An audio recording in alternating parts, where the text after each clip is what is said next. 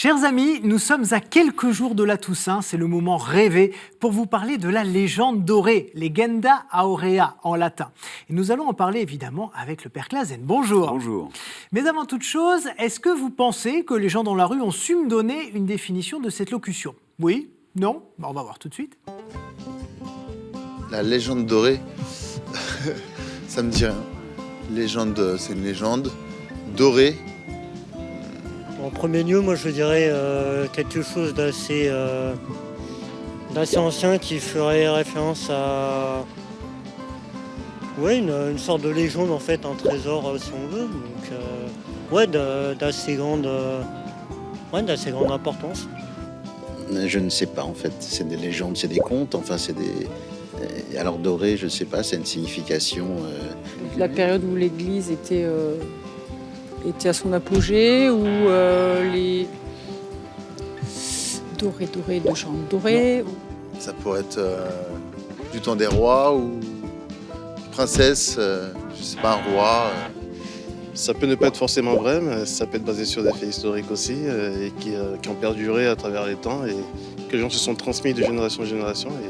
Et voilà, ça s'est inscrit dans le temps, quoi, complètement. Doré, donc du coup, ça doit être un truc, l'âge d'or, je sais pas, ou un truc qui a marqué, quoi.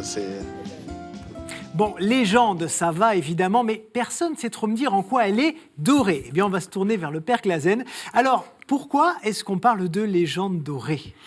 Parce qu'elle parle d'or, tout simplement, c'est parce qu'elle raconte la vie des saints. Alors, Voilà. c'est un bouquin, la légende dorée. Oui, c'est un recueil de vie de saints. Écrit donc par Jacques de Voragine. Qu'est-ce qu'on sait de ce personnage? Alors, c'est un évêque d'Italie, et alors il a le souci, au XIIIe siècle, de rendre populaire la vie des saints dans le but de faire des prédications, des prônes, comme on disait à l'époque. C'est-à-dire, les prédications n'étaient pas fondées sur les explications de l'Évangile, étaient trop fondées sur des petites leçons de morale, et donc lui a décidé que ce serait bien mieux de fonder l'animation de la vie chrétienne sur des modèles. Et pourquoi ça a eu un tel succès alors? Alors ça a eu un tel succès parce qu'il se mettait à parler aux gens comme les gens vivaient. C'est-à-dire les gens croyaient bel et bien que quand il pleuvait, c'était grâce à Sainte je ne sais quoi, quand les vaches allaient bien, il y avait un saint derrière. Enfin, les gens vivaient dans cette espèce de proximité et d'influence et d'action de ceux qui nous ont précédés. Et donc, la légende dorée a juste poétisé tout ça, l'a rendu narratif. Et après tout, il n'y a rien de plus vrai qu'un poème.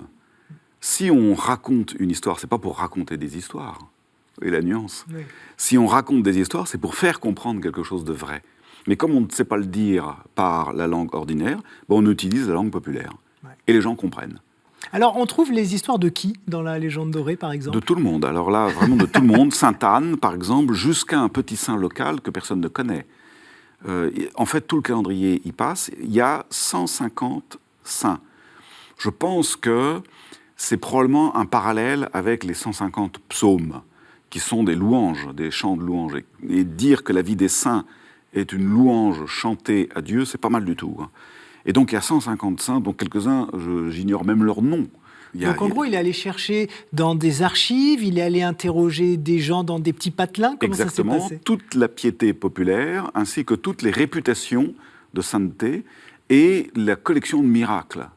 Et donc, quand il y a des miracles dans un coin, eh bien, on va lui attribuer un saint. Voilà, parce que parfois, c'était des miracles un peu païens.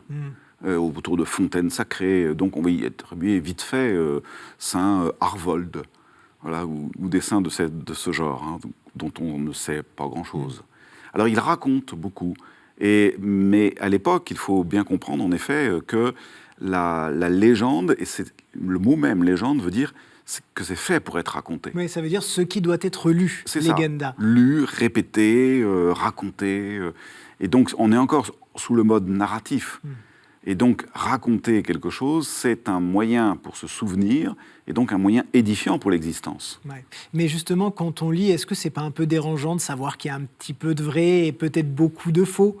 Alors aujourd'hui, oui, mais à l'époque, non. Ouais.